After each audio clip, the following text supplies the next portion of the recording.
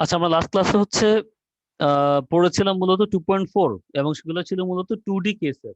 এখন আমরা যদি 3D কেসে যাই তাহলে ম্যাথে কি ধরনের চেঞ্জ আসবে, ম্যাথ গুলা কেমন হবে। বেসিক্যালি আমরা যে ম্যাথ গুলো সলভ করে বিম বলি বা কলাম বলি যাই বলি না কেন, এগুলো প্রত্যেকটাই বেসিক্যালি 3D কেস, তাই না? 3D এলিমেন্ট, এদের দৈর্ঘ্য প্রস্থ উচ্চতা তিনটাই পসিবল থাকে। তো যেই কারণে আমাদের রিয়েল লাইফ যে আপনার ম্যাথমেটিক্স সলভ গুলা, সেগুলো অনেকটা 3D কেস দিয়ে সলভ করা হবে। এখন চিন্তা করেন যদি 3D কেসে আসেন, তাহলে হচ্ছে আপনার এক্স এবং ওয়াই এর সাথে আরেকটা এক্সিস অ্যাড হবে, সেটা হচ্ছে জেড এক্সিস। আগে আপনার শুধু এক্স ওয়াই এক্সিস ছিল যখন 2D কেসে ছিলেন, এখন আপনার এক্স ওয়াই এর সাথে একটা জেড এক্সিসও অ্যাড হবে।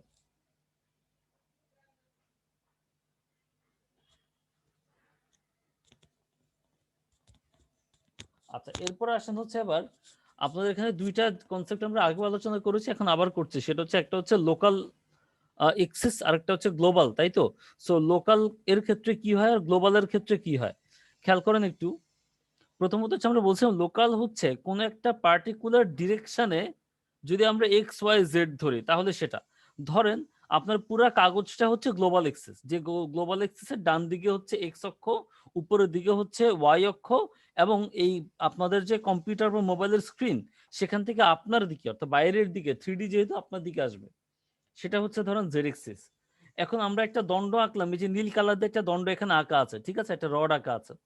এখন এই রডটার যে দৈর্ঘ্য সেই বরাবর যদি আমরা এক্সিস নেই, তাহলে ওই দৈর্ঘ্য বরাবর ওই রড বরাবর একটা এক্সিস নিলাম, সোজা টান দিলাম, ওটাকে বললাম আমরা এক্স।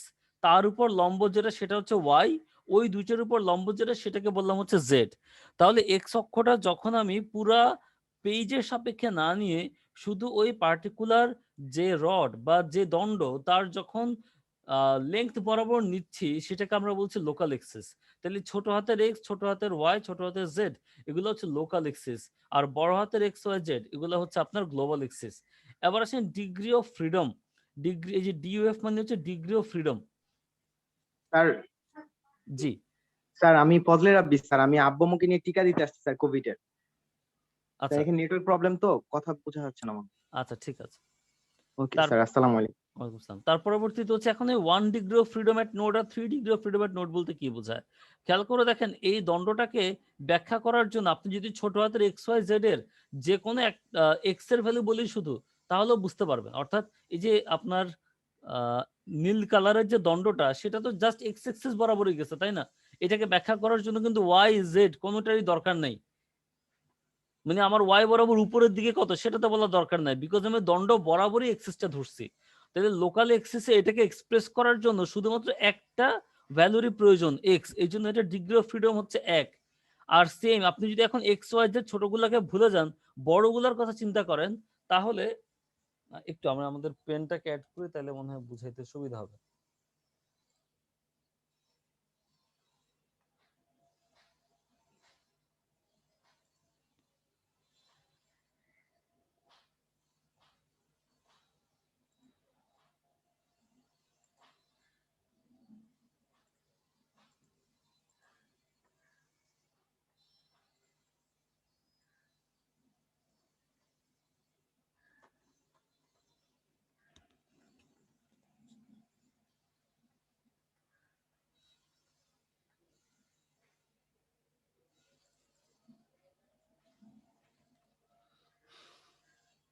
খেয়াল করেন এই নোটটাকে বোঝানোর জন্য বা এই নোট দিয়ে যে দণ্ডটা গেছে সেটার জন্য আপনার জাস্ট এক্স এক্সিস হলেই দরকার, ব্যাখ্যা করা চলে। বাট আপনি যদি এখন এই নোটটাকে হচ্ছে এইটার সাপেক্ষে ব্যাখ্যা করতে চান, আপনাকে বলতে হবে সেটা এক্স এক্সিস বরাবর কতটুকু গেছে, ওয়াই বরাবর কতটুকু গেছে, জেড বরাবর কতটুকু গেছে। কেননা এই নোটটা তখন কোনো একটা পার্টিকুলার এক্সিস বরাবর যায়নি, সেই তিনটার মাঝামাঝি আছে। জাস্ট ইমাজিন একটা পয়েন্ট, যে আপনি এখন যে রুমটাতে বসে আছেন সেই রুমটা হাওয়ার মধ্যে কোনো একটা পয়েন্ট আছে, এবং সেই পয়েন্টটা যদি আপনি কাউকে চিনাইতে চান, আপনাকে বলতে হবে রুমের দৈর্ঘ্য বরাবর কতটুকু যেতে হবে, প্রস্থ বরাবর কতটুকু যেতে হবে, উচ্চতা বরাবর কতটুকু যেতে হবে। তখন আপনাকে তিনটা ভ্যালু দিতে হবে। এই জন্য গ্লোবাল এক্সেসের সাপেক্ষে একটা নোডের ডিগ্রি অফ ফ্রিডম হয় 3টা, আর লোকাল এক্সেসের সাপেক্ষে ডিগ্রি অফ ফ্রিডম হয় 1টা। কারণ আমরা লোকাল এক্সেসটা আঁকি হচ্ছে ওই পার্টিকুলার নোড দিয়ে দণ্ড বরাবর, যেই কারণে একটা এক্সেসের ভ্যালু হলেই হয়। আরেকটা কথা সেটা হচ্ছে যে আমরা এটা আগেও পড়ছি, লোকালটাকে হচ্ছে আমরা প্রাইম দিয়ে এক্সপ্রেস করব, আর গ্লোবালটা প্রাইম হবে না। লোকাল এক্সেস গুলোকে ছোট হাতের এক্স ওয়াই জেড দিয়ে এক্সপ্রেস করবেন, গ্লোবাল গুলোকে বড় হাতের দিয়ে এক্সপ্রেস করবেন।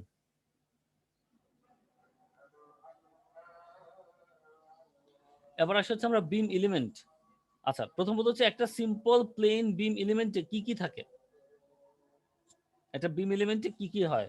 প্রথমত হচ্ছে ওই বিম এলিমেন্টের, এই সাউন্ড অফ করেন, বিম এলিমেন্টের একটা নির্দিষ্ট দৈর্ঘ্য থাকবে, লেন্থ।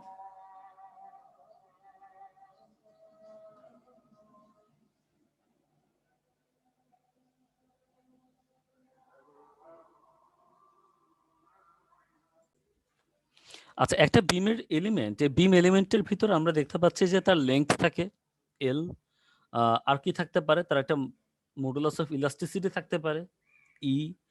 আচ্ছা, এর বাইরে কি হইতে পারে ওই বিমে, বিমের একটা নির্দিষ্ট রিয়াকশন ফোর্স থাকতে পারে এফ, বিমটা রোটেট করতে পারে, রোটেশন ভ্যালু থিটা, বিমটাতে মোমেন্ট ক্রিয়েট হতে পারে, তার মোমেন্ট হচ্ছে এম। এর বাইরে কি বিমের একটা তোমার আই থাকতে পারে, রাইট, যেটা আমরা দুই রেক্টেঙ্গুলার বিম হয় তাহলে হচ্ছে বিএইচ কিউব ডিভাইডেড বাই 12 দিয়ে ক্যালকুলেট করতে পারি। সার্কুলার বিম হলে different formula pi C to the power 4/4 দিয়ে ক্যালকুলেট করতে পারি। সো আমরা হচ্ছে এভাবে এক একটা বিমের এই ধরনের প্রপার্টিগুলো থাকে, লেন্থ থাকে, মোমেন্ট অফ ইনার্শিয়া থাকে, ইলাস্টিক মডুলাস থাকে। এর বাইরে হচ্ছে বিমটা ডিফ্লেক্ট করতে পারে, তাহলে তার একটা ডিফ্লেকশন ভ্যালু থাকবে, তাই না? ডিফ্লেকশন থাকতে পারে, তার রোটেশন থাকতে পারে, রিয়াকশন থাকতে পারে, মোমেন্ট থাকতে পারে। আচ্ছা, এরপর হচ্ছে আমাদের এলিমেন্টারি বিম থিওরি, এগুলো বেসিক্যালি হচ্ছে তোমরা যখন স্ট্রাকচারের প্রথম দিককার কোর্সগুলো করেছো তখন হচ্ছে এই ফর্মুলাগুলো ছিল, এগুলো ইউজ করে ম্যাথও ছিল, মোমেন্ট ডায়াগ্রাম থেকে বা ইলাস্টিক এলিমেন্টারি বিম থিওরি, এই ফর্মুলাগুলো দিয়ে মোমেন্ট ক্যালকুলেট করে এগুলো ছিল, ডিফ্লেকশন ক্যালকুলেট করে এগুলোও ছিল। তো হচ্ছে এই থিওরিটা হচ্ছে EI D two V by DX two equals to M X. M X মানে কি, এম এক্স মানে কিন্তু বুঝতে হবে এটা জেড এক্সিসের সাপেক্ষে মোমেন্ট, যখন এম এক্স লেখা থাকবে বুঝতে হবে এটা জেড এক্সিসের সাপেক্ষে মোমেন্ট। ডিভি ডিএক্স যখন থাকবে বুঝতে হবে এটা জেড এক্সিসের সাপেক্ষে রোটেশন। এখানে যেটা বোঝানো হচ্ছে সেটা হচ্ছে আমরা যদি এই ভি, ভি মানে তো হচ্ছে ডিফ্লেকশন, ডিফ্লেকশনকে যদি দুইবার ডিফারেন্সিয়েশন করি, তার সাথে যদি ইআই মাল্টিপ্লাই করি, তাহলে জেড এক্সিসের সাপেক্ষে ওই জায়গাটার মোমেন্ট পাওয়া যাবে, ক্যালকুলেট করা যাবে। আচ্ছা, আরেকটা হচ্ছে সিগমা সমান সমান minus M Y divided by হচ্ছে আই। এখানে এই মাইনাস চিহ্নটা বেসিক্যালি জরুরি না, মানে আমাদের সিগমার রেগুলার ফর্মুলাটা হচ্ছে M Y divided by I. এখন সে এটা নর্মালি স্ট্রেস কাজ করে, যেহেতু কম্প্রেসিভ স্ট্রেস হলে আমরা বলবো নেগেটিভ, আর যদি টেনসাইল স্ট্রেস হয় তাহলে বলবো পজিটিভ, এভাবেই আসবে। কিন্তু বিমে টেনশন এলিমেন্ট থাকে সবার নিচে, সো বিমে কম্প্রেসিভ স্ট্রেস, কংক্রিটের পোর্শনটা কম্প্রেসিভ স্ট্রেস কাজ করে, তাই এখানে নেগেটিভ সাইনটা প্রোভাইড করা।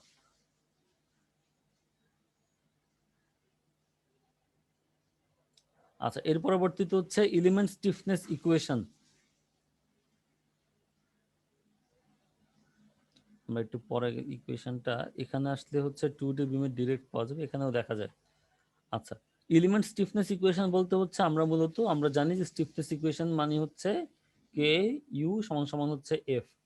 তাহলে আমাদের একটা বিমে যদি আমরা দুইটা নোড পাই, একটা ধরো আই নোড, একটা হচ্ছে জে নোড, হ্যাঁ, এবং ওই দুইটা নোড যদি আমরা পাই এবং সেখানকার যদি প্রথমটা ডিফ্লেকশন হয় তোমার ভি আই, পরেরটা ডিফ্লেকশন হয় ভি জে, এটার যদি রোটেশন হয় থিটা আই, এটার যদি রোটেশন হয় থিটা জে, তবে আমাদের এই কে ইউ সমান সমান এফ, এই ইকুয়েশনটা দেখতে এমন হবে।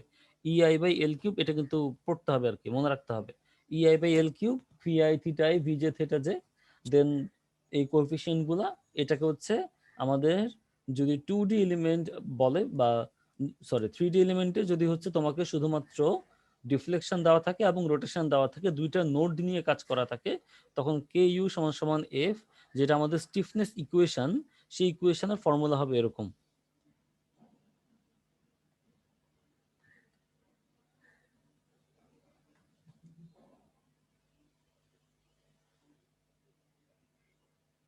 আচ্ছা, মাথায় রাখতে হবে এখানকার যে স্টিফনেস ইকুয়েশনটা আমরা লিখেছি, এটা কিন্তু যদি একটা এক্সিস আমরা চিন্তা করি শুধু তখন, যে জাস্ট এই বরাবরই হচ্ছে একটা একটা সার্টেন এক্সিস বরাবরই আমার বিম এলিমেন্টটা কাজ করতেছে। সো আমাদের এখানে নোডটা হচ্ছে আই, এখানকার নোডটা হচ্ছে যে তখন এটা কাজ করবে। বাট যদি সেটা 2D বিম এলিমেন্ট হয় তাহলে আমাদের ইকুয়েশনটা চেঞ্জ হয়ে যাবে। 2D বিম এলিমেন্ট হইলে তার ডিফ্লেকশনটা দুই ডিরেকশনে হবে, একটা এক্স ডিরেকশনে হবে, একটা কি ডিরেকশন হবে বলো তো, ওয়াই ডিরেকশনেও হবে। তখন ইউ ভি থিটা তিনটে এলিমেন্ট আসবে, তাই না?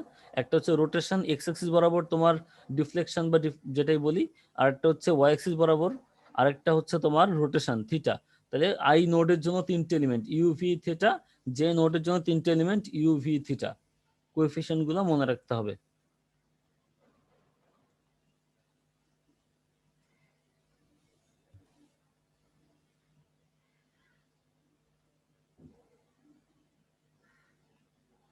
একটা ম্যাথ করলে এগুলা ক্লিয়ার হয়ে যাবে। একটা ম্যাথ করে আসো।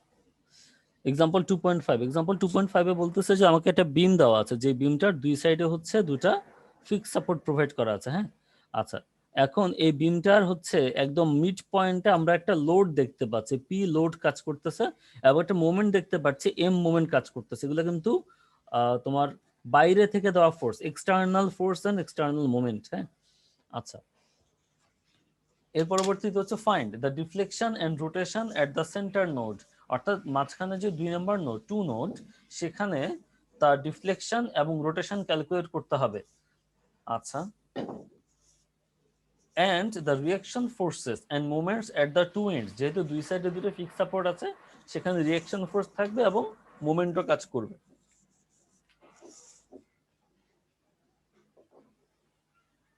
আচ্ছা, প্রথমত হচ্ছে স্যার এটা শুধুমাত্র একটা এক্স অ্যাক্সিস স্যার বরাবর এই বিম এলিমেন্ট কাজ করে। জি, স্যার স্যার আসসালামু আলাইকুম। স্যার আমার একটু ডক্টরের অ্যাপয়েন্টমেন্ট আছে, তো একটু বের হতে হবে স্যার, আর্জেন্ট জন্য। আচ্ছা, স্যার একটু যদি অ্যাটেন্ডেন্সটা দিতেন। ওকে, ওনার আইডিয়া আসলে কেউ বলে দিন আর কি। হ্যাঁ, স্যার তাহমিনা রহমান আখি। আচ্ছা, স্যার Exam- 71671। আচ্ছা, ঠিক আছে, সমস্যা নেই। Thank you sir. এক্সাম্পল 2.5 যদি দেখি তাহলে হচ্ছে আমার এখানে শুধুমাত্র এক্স অ্যাক্সিস বরাবর বিম এলিমেন্ট আছে, তাই না?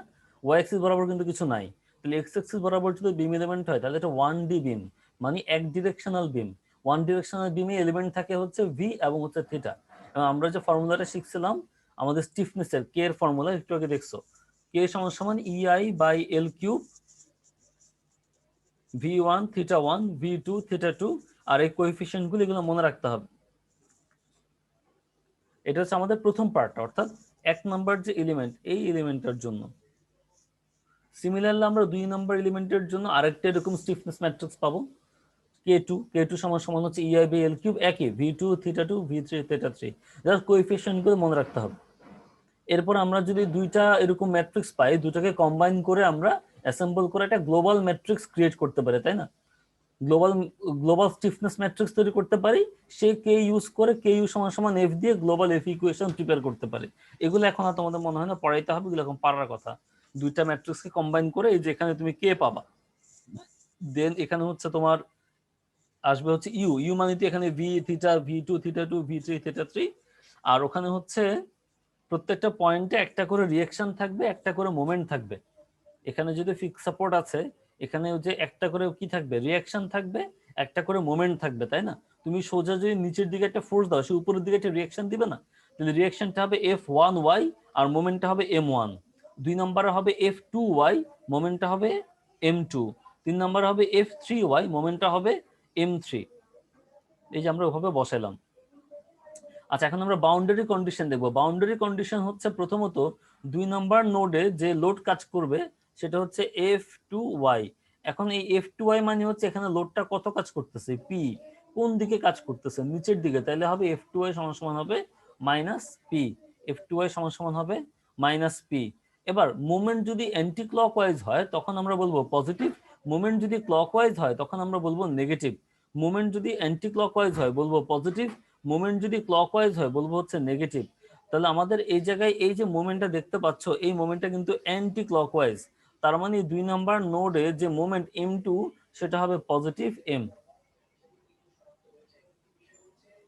আচ্ছা, এরপরে আবার যেহেতু ফিক্স সাপোর্ট আছে 1 নম্বরে এবং 3 নম্বরে, যদি ফিক্স সাপোর্ট আছে, ফিক্স সাপোর্টে কি কোনো ডিফরমেশন হয়? সে কি মুভ করতে পারে? ওয়াই অ্যাক্সিস বরাবর মুভ করতে পারবে? পারবে না। না স্যার। তাইলে v1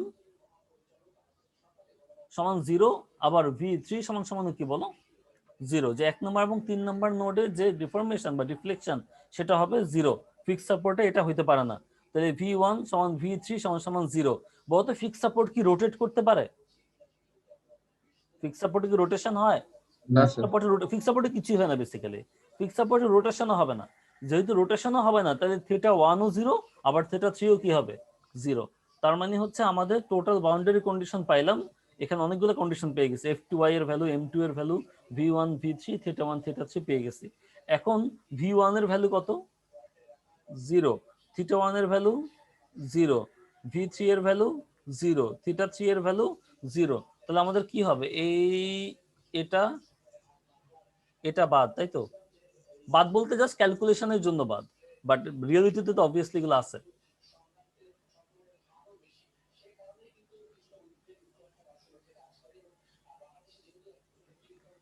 এগুলো সব যদি বাদ দিয়ে দেই তাহলে বাইরে থাকতেছে EI বাই L কিউব, ভিতরে থাকতেছে 20, এই যে জাস্ট এই বক্সটা থাকবে, তাই না? এখানে থাকবে v2 θ2, এখানে থাকবে f2y আর হচ্ছে m2। এই যে f2y এর ভ্যালু ছিল কত? -p, আর m2 এর ভ্যালু ছিল কত? m। আশা করি এখান থেকে তোমরা v2 θ2 ক্যালকুলেট করতে পারবা, রাইট? পারা যাবে না? EI বাই L কিউব কে ওপাশে নিয়ে যাও, তাহলে তোমাদের জন্য মনে হয় ইজি হবে। আচ্ছা, সো হচ্ছে যে 24 ইন্টু v2 প্লাস 0 ইন্টু θ2, আর বাইরে কি ছিল? EI divided by L cube সমান সমান হচ্ছে -p। তাহলে এটা তো 0ই হয়ে গেছে, তাহলে v2 চলে আসবে না এখান থেকে? জি স্যার। 24 v2 সমান সমান হচ্ছে -pl কিউব ডিভাইডেড বাই হচ্ছে EI। তাহলে v2 সমান সমান হইলো কত? L বাই 24 EI ভিতরে -pl স্কয়ার। বুঝা গেছে কি কিভাবে আসছে এটা? একটা L কে নিলাম আর কি, L বাই 24 EI, তাহলে ওখানে থাকলো -pl স্কয়ার, আর বাকি তো v2 চলে আসছে। সিমিলারলি তুমি যদি সেকেন্ড ইকুয়েশনটা নাও, সেখান থেকে তোমার θ2 চলে আসবে। আশা করি এটা পারা যাবে। আচ্ছা, এখন আমরা তো f2y আর m2 পেয়ে গেছি, কিন্তু আমাকে কিন্তু সবই চাইছে, তাই না? আমার কাছে কিন্তু তোমার ওই যে 2 নাম্বার নোডে যেমন তোমার ডিফ্লেকশন আর রোটেশন চাইছে, যেটা আমরা বের করে ফেলছি, আবার চাইছে 1 নাম্বার এবং 3 নাম্বার যেখানে সাপোর্ট আছে সেখানে রিঅ্যাকশন এবং মোমেন্ট। তার মানে 1 নাম্বারের f1y, 1 নাম্বারের m1, 3 নাম্বারের f3y, 3 নাম্বারের m3 ক্যালকুলেট করতে হবে। সেটা আমরা কিভাবে করব?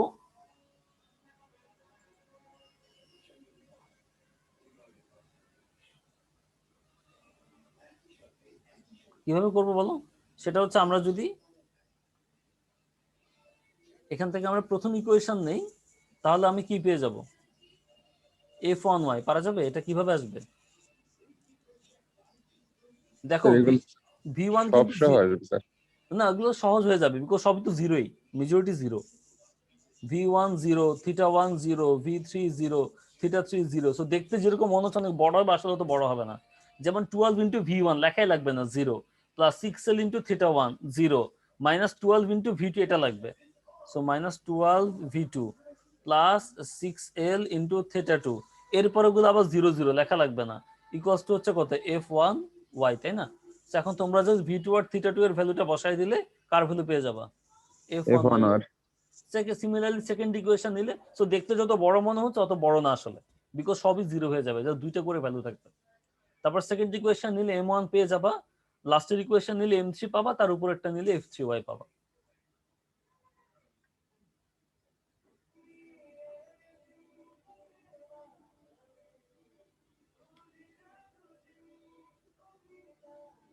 আচ্ছা, এর পরবর্তীতে হচ্ছে যে ধর আমাদের এ পর্যন্ত মূলত প্রশ্নের আনসার শেষ।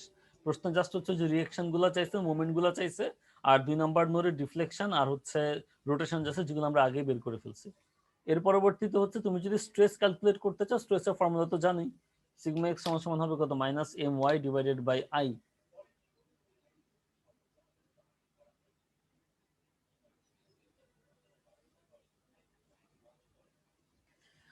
আর এগুলোও তোমরা আশা করি জানো, সেটা হচ্ছে যে আমরা যদি কোনো একটা লোড থাকে, লোডকে যদি ডিফারেন্সিয়েশন করো তাহলে কিন্তু শেয়ার পাওয়া যায়। লোডকে ডিফারেন্সিয়েশন সরি শেয়ারকে যদি ডিফারেন্সিয়েশন করো তাহলে কি পাওয়া যাবে? লোড।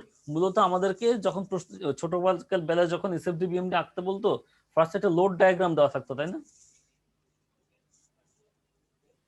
জি যে এরকম করে লোড দেওয়া থাকতো, তাই তো? জি লোড স্যার ডায়াগ্রাম দেওয়া থাকতো, তারপর তুমি সেখান থেকে কি ডায়াগ্রাম আঁকতে বলো তো? Share sir diagram. এসএফডি তারপর বিএমডি এই লোডের যেটা ইন্টিগ্রেশন সেটা হইতো তোমার এসএফডি শেয়ার। তারপরে তুমি কি করতা? এই শেয়ারের আবার ইন্টিগ্রেশন করতা, ক্ষেত্রফল নিতা না? মনে আছে? এই যে জি লোডের স্যার ক্ষেত্রফল নিয়ে তুমি শেয়ার পাইতা, আর শেয়ারের ক্ষেত্রফল নিয়ে কি পাইতা? মোমেন্ট পাইতা, তাই না? ক্ষেত্রফল নেওয়া মানে কি করা? ইন্টিগ্রেশন করা। তার মানে লোডকে রিপ্রেজেন্ট করলাম কিউ দিয়ে, কিউ কে যদি ইন্টিগ্রেশন করি তাহলে কি পাবো? শেয়ার। শেয়ারকে যদি ইন্টিগ্রেশন করি তাহলে কি পাবো? মোমেন্ট। তাহলে উল্টাটাও সত্য, মোমেন্টকে যদি আমরা ডিফারেন্সিয়েশন করি তাহলে পাবো কি? শেয়ার। শেয়ারকে যদি আমরা ডিফারেন্সিয়েশন করি তাহলে পাবো কি? লোড। সো আমি যদি তোমাকে শেয়ারের কোন একটা ইকুয়েশন দেই, সেখান থেকে লোড বের করতে বলি, পারবা না? ধরো বললাম হচ্ছে শেয়ারের ইকুয়েশনটা হচ্ছে x square minus 3x plus 2। আমি যদি বলি এক্স এর মান যখন 1.5 তখন লোড কত বের করতে পারবা? জি স্যার করো দেখি কত আসে।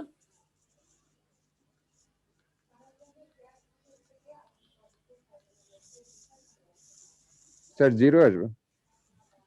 0। তার মানে এক্স ইকুয়ালস টু যখন 1.5 সেখানে কোনো লোড কি নাই, পারা যাবে? জি স্যার তারপর আমি যদি তোমাদেরকে মোমেন্ট দিয়ে ওখান থেকে লোড বের করতে বলি, পারবা? জি স্যার মোমেন্টকে একবার ডিফারেন্সিয়েশন করে কিসের ইকুয়েশন পাবা? শেয়ার শেয়ারের। তাকে আবার ডিফারেন্সিয়েশন করে কিসের ইকুয়েশন পাবা? লোডের। লোডের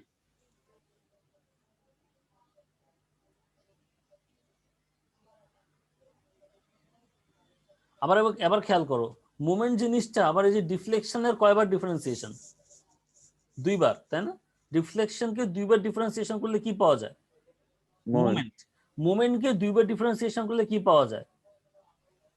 স্যার লোড বুঝতেছো? ডিফ্লেকশনকে দুইবার করার পরে মোমেন্ট পাইছো, মোমেন্টকে একবার করলে শেয়ার পাইছো, তাকে আরেকবার করলে লোড পাইছো। তাহলে আলটিমেটলি ডিফ্লেকশনটা কয়বার ডিফারেন্সিয়েশন হয়ে লোড হয়? 4 বার স্যার 4বার। তাহলে আর শুরুতে কি ছিল? ইআই, তাই না?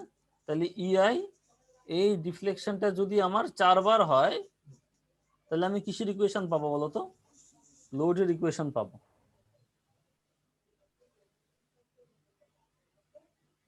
পারা যাবে?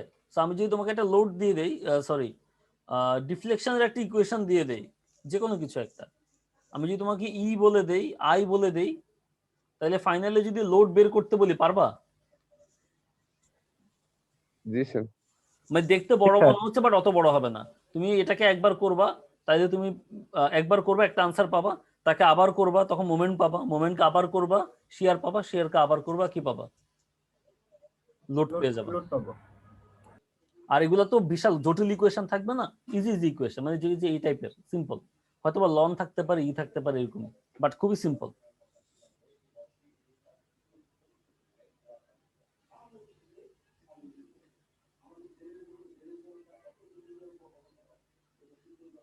আচ্ছা, এরপর আসতেছি হচ্ছে আমরা equivalent nodal load of distributed transverse load. আমরা তোমরা যখন ওই যে মিড টার্ম দিছো তখন কিন্তু আমরা এই লোডটাকে ডিস্ট্রিবিউট করছিলাম, মনে আছে কিনা জানি না, তাই না? জি স্যার তখন দুই ভাগে ভাগ করছিলাম, তাই তো? জি স্যার আচ্ছা, এখন হচ্ছে জাস্ট হচ্ছে আমরা যদি লোডটা ওয়াই এক্সিস বরাবর থাকে আর কি, তখন আমরা এটাকে কিভাবে ডিস্ট্রিবিউট করব।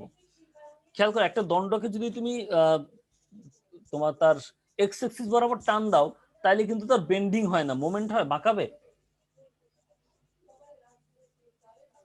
বুঝিনি স্যার একটা কলম ধরে দুই সাইডে টান দাও, টান দিলে কি সে কলমটা মানে বেন্ড করে, মোমেন্ট তৈরি হয়? না স্যার কিন্তু যদি তুমি দুই মাথা ধরে উপরের দিকে টান দাও তখন কি তৈরি হবে? বেন্ড হবে বেন্ড হবে, তাই না? তখন এটা কি আসবে? মোমেন্ট আসবে। বুঝা গেছে? এই জন্য আমরা যখন হচ্ছে আগে তোমার এরকম এক্স অ্যাক্সিস বরাবর নোডাল লোডকে ইকুইভ্যালেন্টে কনভার্ট করছি তখন কিন্তু সেটা কোনো মোমেন্ট আসে নাই। বাট এখন যেহেতু এটা ওয়াই এক্সিস বরাবর উপরের দিকে আছে, তখন যখন তুমি নোডে কনভার্ট করবে তখন সেখানে একটা কি তৈরি হবে বলো তো? মোমেন্ট তৈরি হবে, চলে আসবে। যেমন এই যে এটাকে চিন্তা করো, উপরের দিকে টান দিচ্ছে, টান দিলে স্বাভাবিক এই জিনিসটা এরকম হয়ে যাবে না? বুঝে গেছে? তুমি তো এই মাথাটাকে টান দিছো আর এই মাথাটাকে টান দাও, তাহলে এটা এই শেপের হয়ে যাবে, তাই না?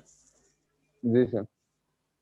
আচ্ছা, তো এখানে একটা ইকুইভ্যালেন্ট, যখন তোমাকে এরকম ট্রান্সভার্স লোড বলবে, ট্রান্সভার্স লোড মানে হচ্ছে এক্সিস এর সাথে পারপেন্ডিকুলার। ট্রান্সভার্স মানে কি? এক্সিস এর সাথে, এক্স এক্সিস এর সাথে কি বরাবর? Perpendicular Perpendicular. বরাবর, অর্থাৎ দৈর্ঘ্যের লম্ব বরাবর যদি তোমাকে লোড দেয় তখন সেটাকে বলা হয় ট্রান্সভার্স লোড। আর দৈর্ঘ্য বরাবর যদি দেয় তখন তোমাকে বলে এক্সিয়াল লোড। ঠিক আছে, এক্সিস বরাবর যে লোডটা দিছে। আচ্ছা, তাহলে আবার ট্রান্সভার্স লোড খেয়াল করো, এখানে হচ্ছে তোমার যে ডিস্ট্রিবিউটেড লোড আছে, হ্যাঁ, এবং ইউনিফর্মলি ডিস্ট্রিবিউটেড লোড। ধরো লোডের পরিমাণ হচ্ছে কিউ, এটার ইউনিট কেমন হয় জানো?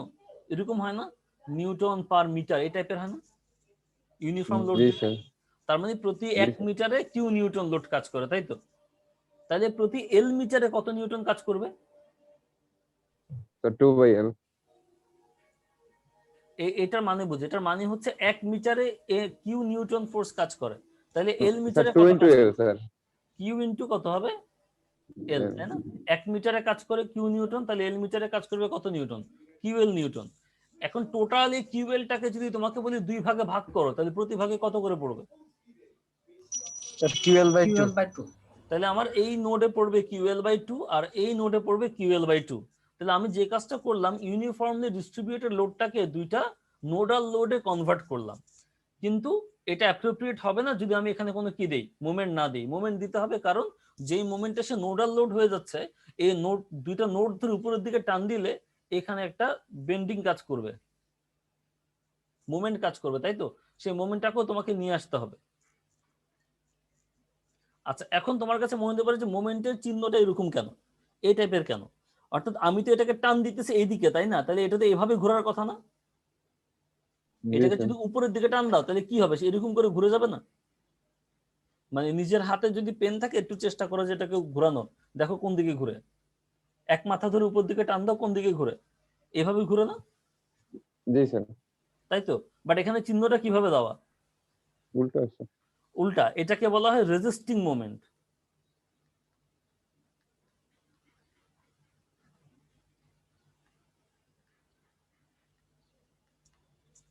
অর্থাৎ আমি জোর করে তাকে চেষ্টা করতেছি অ্যান্টি ক্লকওয়াইজ ঘুরাইতে, কিন্তু যে কোনো বস্তুই কি থাকতে চাইবে, স্থির থাকতে চাইবে, তাই না?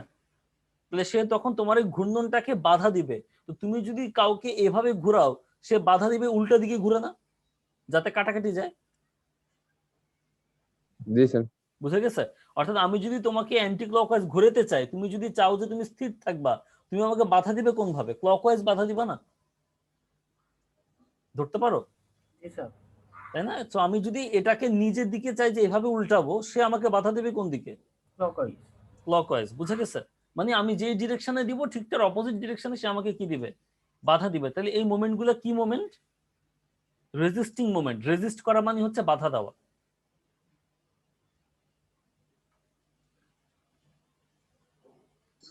স্যার জি, স্যার আমার একটু মানে ক্লাস থেকে লিভ নিতে হচ্ছে, একটু ইমার্জেন্সি আছে স্যার। জান। স্যার অ্যাটেন্ডেন্সটা। ওই যে আপনার কাউকে বলে যান যাতে আপনি গেলে বলতে পারেন। জি স্যার, আসসালামু আলাইকুম।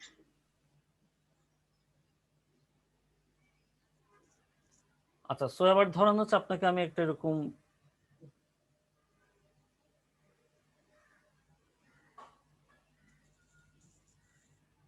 একটা বিম দিলাম, সেই বিমের লেন্থ হচ্ছে ধরেন 5 ফিট, হ্যাঁ, আর হচ্ছে এরকম এখানে ইউনিফর্মলি ডিস্ট্রিবিউটেড লোড আছে।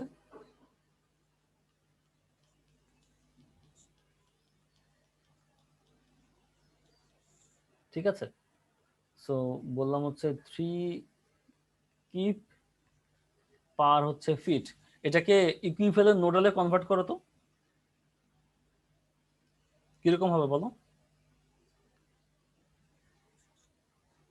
প্রথমত হচ্ছে 7.5 করে স্যার। 3 5 15, তাই না? তাহলে কত করে আসবে? 7.5 করে। 7.5 7.5 করে কোন দিকে কাজ করবে, নিচে না উপরে? স্যার উপরের দিকে। কেন উপরের উপরের দিকে দিকে। কাজ করবে? এই 3 কিপার ফিট কোন দিকে কাজ করতেছে? স্যার এটা তো নিচের দিকে, রেজিস্টিং এর উপরের দিকে কাজ করবে স্যার। মোমেন্ট রেজিস্টিং হবে, লোড তো তুমি তো আগে লোডটাকে কনভার্ট করতেছো, রেজিস্টিং লোড তো বলি না, লোডটা তো নরমাল। তাহলে এখানে 7.5 করে নিচের দিকে কাজ করবে, তাই নিচের দিকে কাজ করলে ওর বেসিক্যালি ঘোরানোর কথা কোন দিকে? এটাকে এদিকে ঘোরানোর কথা না, কিন্তু এটাকে সে রেজিস্ট করবে, তাই তো? রেজিস্ট করলে সে কোন দিকে ঘোরাবে? উপরের দিকে। স্যার উপরের দিকে। উপরের দিকে। আর এটাকে তোমার ঘোরানোর কথা কোন দিকে? এইদিকে, তাই তো? বাট সে রেজিস্ট করলে কোন দিকে ঘোরাবে? উপরের দিকে। স্যার উপরের দিকে। উপরের দিকে, তাই তো? আচ্ছা, আর হচ্ছে মোমেন্টার ভ্যালু কত? QL²/12, এই যে, তাই তো? তাহলে ক্যালকুলেট করে বলো কত হয়। কিউ কত এখানে? 3, এল কত? 5, ডিভাইডেড বাই হচ্ছে কত? 12।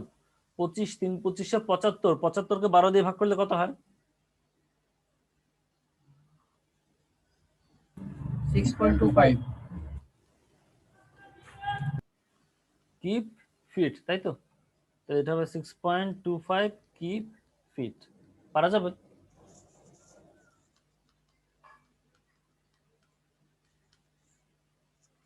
বুঝে গেছে? তাহলে আমাদের যদি ইউনিফর্মলি ডিস্ট্রিবিউটেড লোড থাকে, আমরা তাকে হচ্ছে কিসে কনভার্ট করতে পারবো? এরকম নোডাল ইকুইভ্যালেন্ট নোডাল লোড এবং মোমেন্টে কনভার্ট করতে পারবো আশা করি।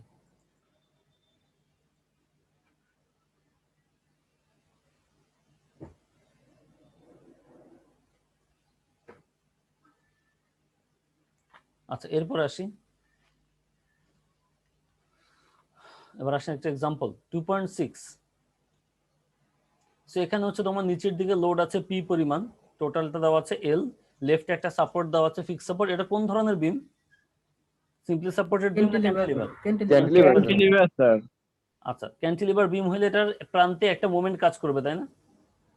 সাপোর্ট একটা মোমেন্ট কাজ করবে না? জি স্যার। সব লোড তোকে নিচের দিকে ধাক্কা দিবে, তাহলে সাপোর্ট একটা মোমেন্ট ক্রিয়েট করবে। আচ্ছা, লোডের পরিমাণ দেওয়া আছে হচ্ছে পি, ক্যালকুলেট করতে হবে the deflection and rotation at the right end, অর্থাৎ 2 নাম্বার পয়েন্টে ডিফ্লেকশন ভি বের করতে হবে এবং কি বের করতে হবে? থিটা বের করতে হবে। The reaction force and moment at the left end, আর 1 নাম্বার অর্থাৎ ফিক্স সাপোর্টে রিঅ্যাকশন আর মোমেন্টটা ক্যালকুলেট করতে হবে। ফার্স্ট এটাকে হচ্ছে ইকুইভ্যালেন্টে কনভার্ট করো, এটা মনে হয় এখন পারার কথা। সো আমরা ধরে নিলাম ইকুইভ্যালেন্টে কনভার্ট করলে এটা রাইট সাইডে তো জাস্ট একটা খোলা প্রান্ত আছে আর লেফটে একটা কি আছে, সাপোর্ট আছে, তাই না? তাহলে এই যে রাইট সাইডে কি কাজ করবে? এটা তো এখন পারা উচিত। এখানে এরকম লোড আছে নিচের দিকে, তাহলে এদিকে কত কাজ করবে? PL/2 পরিমাণ কাজ করবে না? আবার এদিকেও কাজ করবে কত? PL/2। এদিকে মোমেন্টটা কত কাজ করবে? মোমেন্টটা কোন দিকে হবে বলো? এটা নিজে নামাচ্ছে নিচের দিকে, তাহলে মোমেন্ট হবে কোন দিকে? উপরের দিকে স্যার। কত হবে? PL² divided by 12। বুঝছো? এই যে নিচের দিকে ফোর্স এফ, এফ এর ভ্যালু কত? PL/2, আর উপরের দিকে মোমেন্ট এম, এম এর ভ্যালু কত? PL²/12। আচ্ছা, এটা তো তোমরা একটু আগে আমরা যে ইকুয়েশনটি ইউজ করছি সিমিলার, EI/L3, বাকি সব একই রকম, V1 θ1 V2 θ2 F1 Y M1 F2 Y M2 সব একই। আবার বাউন্ডারি কন্ডিশন গুলাও তুমি জানো যে আমাদের 2 নাম্বার নোড অর্থাৎ প্রান্তে F2Y আসছে কত? যে প্রান্তে F2Y মানে প্রান্তে Y অ্যাক্সিস বরাবর লোড মাইনাস এফ হবে না, যেহেতু কোন দিকে বলো? নিচের দিকে, তাই না? আর এফ এর ভ্যালু তো তুমি জানোই, কত বের করছো? PL/2, ঠিক আছে? আর মোমেন্টটা কি বরাবর কাজ করতেছে বলো তো? অ্যান্টি ক্লকওয়াইজ মোমেন্ট আছে না? অ্যান্টি ক্লকওয়াইজ মোমেন্টটা কি পজিটিভ না নেগেটিভ? পজিটিভ। তাহলে প্লাস PL² ডিভাইডেড বাই কত হবে বলো? 12। এটা কি আমরা এম ধরছি, মানে এই যে PL/2 PL²/2 তো বড় বড় রাশি, এগুলো বারবার লেখার চাইতে FM ইউজ করবো আর কি। সবার লাস্টে গিয়ে আমরা এফ আর এম এর মান বসাই দিব, বুঝতে পারছো? নাহলে প্রত্যেকবার PL/2 PL²/2 লিখতে হবে, এটা অনেকবার আসবে। যেই কারণে ওরা শর্ট ফর্মটা ধরছে, সবার লাস্টে গিয়ে এফ আর এম এর ভ্যালুটা বসাই দিবে।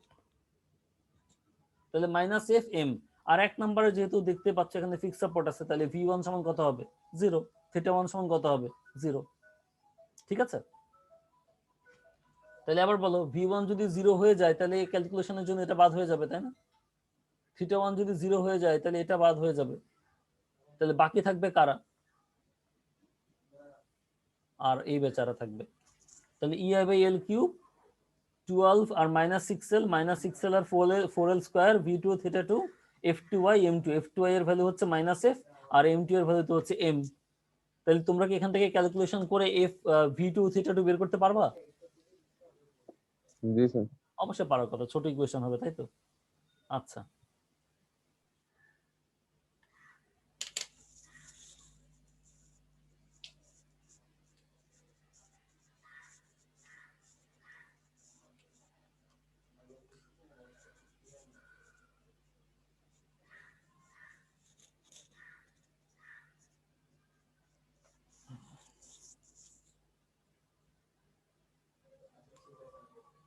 আচ্ছা বাই দ্য ওয়ে সলিউশন দুই ধরনের হয়, একটা সলিউশনকে বলে এক্সাক্ট সলিউশন, আর একটা হচ্ছে আমরা ফাইনাইট এলিমেন্ট দিয়ে যেটা করি, মানে যেটা দিয়ে আমরা সফটওয়্যার দিয়ে করি আর কি, সেটাই হবে হচ্ছে তোমার ফাইনাইট এলিমেন্ট সলিউশন, যেটা অ্যাপ্রক্সিমেশন হয়। নরমালি ডিফ্লেকশন খেয়াল করো কিন্তু, হ্যাঁ, ডিফ্লেকশনের জন্য এক্সাক্ট সলিউশনটা হয় ফোর্থ অর্ডারের। এক্সাক্ট সলিউশনটা হয় কত অর্ডারের? ফোর্থ, মানে পাওয়ার হবে 4, ওই যে d4v/dx4 দেখছিলাম। অর্থাৎ ডিফ্লেকশনকে ক্যালকুলেট করতে হইলে আমাদের পাওয়ার হয় 4, ফোর্থ অর্ডার পলিনোমিয়াল হয়। কিন্তু আমাদের এফি সলিউশন যেটা, সেটাকে অ্যাপ্রক্সিমেট অর্থাৎ ক্যালকুলেশনটাকে সহজ করার জন্য সেটা থার্ড অর্ডার পলিনোমিয়াল ব্যবহার করে। অর্থাৎ এক্সাক্ট সলিউশন এবং হচ্ছে ফাইনাইট এলিমেন্টের যে সলিউশন, এই দুইটা সলিউশন কিন্তু একরকম হয় না। এক্সাক্ট সলিউশন এবং হচ্ছে ফাইনাইট এলিমেন্টের যে সলিউশন, দুইটা একরকম হয় না, বাট কাছাকাছি আনসার দেয় আর কি। আচ্ছা, এরপরে যে কাজটা করছে, যে বলতেছে যদি আমরা ইকুইভ্যালেন্ট মোমেন্ট এমটাকে ইগনোর করি, ইকুইভ্যালেন্ট মোমেন্ট যেটা এম দেওয়া আছে, এমটাকে যদি আমরা ইগনোর করি, এমটাকে ইগনোর করি কেন বলছে? কারণ এম এর যে ভ্যালু সেটা হচ্ছে তোমার P L square divided by 12, একটু মনোযোগ দিই এখানে, P L square divided by 12, ঠিক আছে? আচ্ছা, ফাইনাইট এলিমেন্ট মেথডটা কি বলে? ফাইনাইট এলিমেন্ট মেথড বলে আমি এত বড় বিম এটাকে আমি সলভ করতে পারবো না। ফাইনাইট এলিমেন্ট মেথড যেটা করে, এই বিমটাকে খুবই ছোট ছোট অংশে ভাগ করে। এই ছোট ছোট অংশে ভাগ করে একটা অংশ নিয়ে এসে কাজ করে, যে অংশটা খুব ছোট হয়, যাতে এই অ্যানালাইসিসটা সহজ হয়, ইজি হয়। কারণ এই ছোট একটা পোর্শনে ডিফ্লেকশন হবে অলমোস্ট কম, অনেক শূন্যের কাছাকাছি, বুঝা গেছে? ফাইনাইট এলিমেন্ট মেথড কি করে, যে কোনো একটা বড় সেকশনকে ছোট ছোট সেকশনে ভাগ করে সেটা নিয়ে কাজ করে, সেটা নিয়ে এসে ক্যালকুলেট করার চেষ্টা করে। আচ্ছা, তো আমি যদি পুরো বিমটার ছোট একটা পোর্শন নিয়ে ফাইনাইট এলিমেন্ট মেথডে কাজ করি, তার এল এর পরিমাণটা কি খুব ছোট হবে না? এই ছোট পোর্শনের যে লেংথ, সেটা কি হবে? খুবই ছোট। এবার চিন্তা করো, এই পি এর সাথে ছোট লেংথকে স্কোয়ার করবা, তোমরা নিশ্চয়ই জানো যে একের চাইতে ছোট দশমিকের কোনো সংখ্যাকে যদি তুমি স্কোয়ার করো তাহলে তার ভ্যালুটা আরো কমতে থাকে। এটা কি তোমরা জানো? করে দেখতে পারো আর কি, একের চাইতে ছোট সংখ্যাকে যদি তুমি স্কোয়ার করো তার ভ্যালুটা আরো কি হয়? কমে যায়। তার মানে এই যে পি আবার এই যে ছোট লেংথ তার স্কোয়ার, তাকে আবার 12 দিয়ে যে আমি ভাগ দিব, 12 দিয়ে যে আমি ভাগ দিব, তাহলে এই ভ্যালুটা অনেক কি হয়ে যাবে বলতো? ক্ষুদ্র হয়ে যাবে, ছোট হয়ে যাবে, যেটাকে আমি চাইলে ফাইনাইট এলিমেন্ট সলিউশনে ইগনোর করতে পারি। এই জন্য যখন আমরা এখান থেকে ফাইনাইট এলিমেন্ট সলিউশন বের করতেছি, তখন আমরা ইকুইভ্যালেন্ট মোমেন্ট এমটাকে ইগনোর করলাম। যদি ইকুইভ্যালেন্ট মোমেন্ট এমটাকে ইগনোর করি, তাহলে এই যে এম মানে 0, এম যদি 0 হয় তাহলে এটা বাদ হয়ে যাবে, এটা কি হয়ে যাবে? বাদ হয়ে যাবে। তাহলে নর্মাল যে সলিউশনটা, ওইখান থেকে যে ক্যালকুলেশন করে যা আসবে সেটা বের করবো আর কি। এম কেন ইগনোর করা যায় সেটা কি বুঝে গেছে?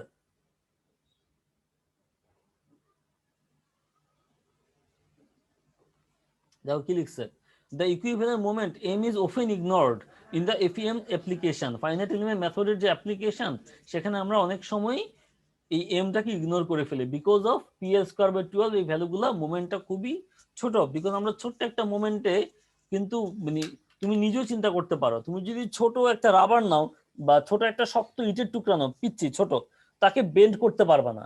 বা সেটাই যদি অনেক বড় হয়ে যায় তাকে আবার বেন্ড করা যায়, বাঁকানো যায়।